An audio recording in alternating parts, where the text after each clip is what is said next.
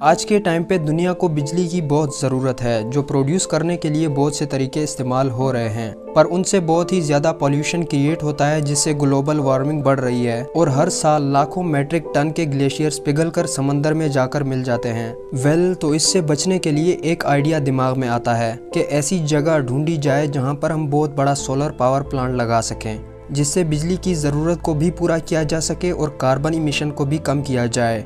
ऐसे में दिमाग में सिर्फ एक ही जगह आती है, नॉर्थ अफ्रीका का सहारा डेजर्ट। क्यों ना हम पूरे सहारा डेजर्ट को सोलर पैनल से कवर कर दें, तो इससे पोल्यूशन भी नहीं होगा और बिजली भी प्रोड्यूस होगी।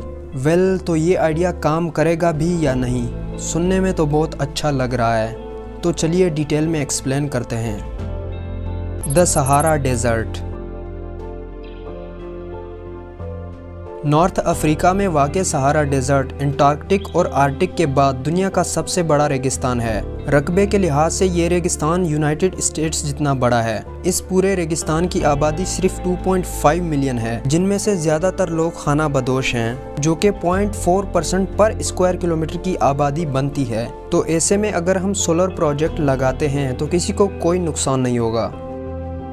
Amount of energy. नासा के एस्टीमेट्स के मुताबिक अगर हम पूरे सहारा डेजर्ट को सोलर पैनल से कवर कर दें तो इससे हम total 22 billion gigawatt hours per year बिजली प्रोड्यूस कर सकते हैं।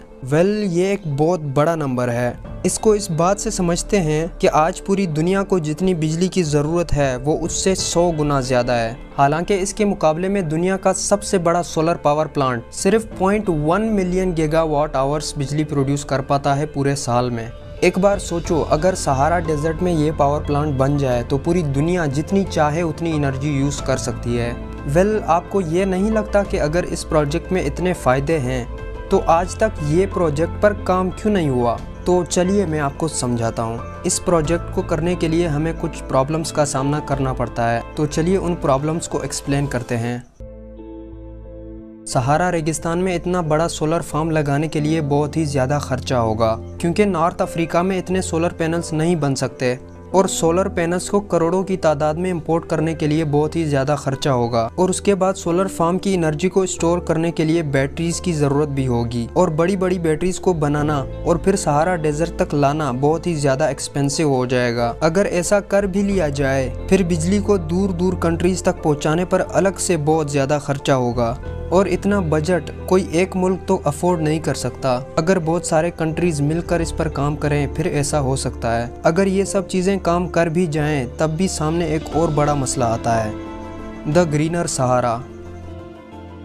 साल 2018 में एक स्टडी की गई कि अगर पूरे सहारा डेजर्ट को सोलर पैनल से ढक दिया जाए तो इसके हमारी अर्थ पर क्या असरात होंगे।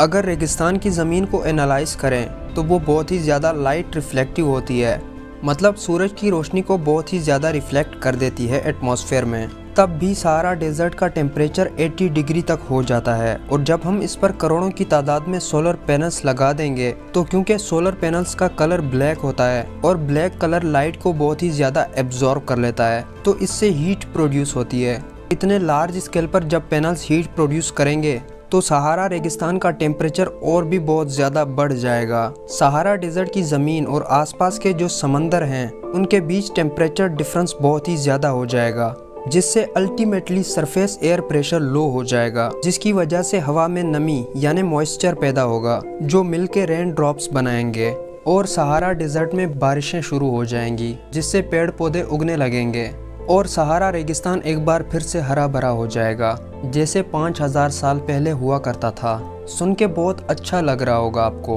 पर ऐसा नहीं है। अगर सहारा रेगिस्तान हरा भरा हुआ तो बाकी दुनिया पर इसके बहुत बुरे असरात होंगे। एटमॉस्फेयर का पूरा इकोसिस्टम चेंज हो जाएगा। नासा के एस्टीमेट के हिसाब से हर साल सहारा रेगिस्तान से 2 करोड़ 70 लाख टन रेत हवाओं के जरिए उड़कर अमेज़न के जंगलों में पड़ती है, क्योंकि रेगिस्तान की रेत में बहुत न्यूट्रिशंस होते हैं जो कि अमेज़न के जंगलों में पेड़ पौधों की बढ़ने में मदद करते हैं। और अगर ऐसे में रेगिस्तान खुद हरा भरा हो जाए तो अमेज़न फॉरेस्ट में तो रेत उड़ के नहीं पड़ेगी और अमेज़न रेन फॉरेस्ट में सूखा पड़ सकता है। और इसके साथ साथ जो हवाएं पहले अमेज़न रेन फॉरेस्ट में चलती थी और जो बारिशें पहले अमेज़न रेन फॉरेस्ट में होती थी, अब वो सहारा डिजर्ट में होने लगेंगी और कुछ 100 सालों में ही अमेज़न रेन फॉरेस्ट बिल्कुल सूख जाएगा और यहाँ पर जो लाखों स्पीशीज जानवर और पौधों की हैं वो भी एक्सटिंक्ट हो जाएंगी और बाकी दुनिया पर भी इसका बहुत बड़ा असर होगा, क्योंकि पहले जहाँ जहाँ पर सूखा पड़ता था अब वहाँ पर और ज्यादा सूखा पड़ेगा और जहाँ पर बारिशें होती थी वहाँ पर और ज्यादा बारिशें होने लगेंगी, जिससे पूरी दुनिया का क्लाइमेट चेंज हो जाएगा। इससे अर्थ की इकोनॉमी को बहुत ज्यादा नुकसान उठाना पड़ेगा।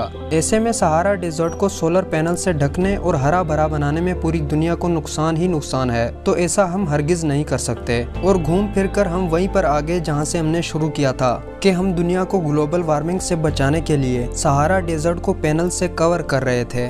पर यहाँ तो पूरी दुनिया का क्लाइमेट ही चेंज हो जाएगा और इसीलिए आज तक इस प्रोजेक्ट पर काम नहीं किया गया, पर फ्यूचर में ऐसा किए जाने की उम्मीद ज़्यादा है, क्योंकि साइंटिस्ट का कहना है कि आने वाले 30 से 40 सालों में ऐसे सोलर पैनल्स बनाए जा सकते हैं जो ज़्यादा से ज़्यादा इलेक्ट्रिसिटी और ना के बराबर हीट पैदा करें, क्योंकि आज के सोलर पैनल्स 100 में से सिर्फ 10% एनर्जी को सूरज की रोशनी से सोख पाते हैं और कुछ सालों में इसको 10% से बढ़ाकर 40 से 45% किया जा सकता है और तब हम छोटे स्केल पर इस प्रोजेक्ट को कर पाएंगे।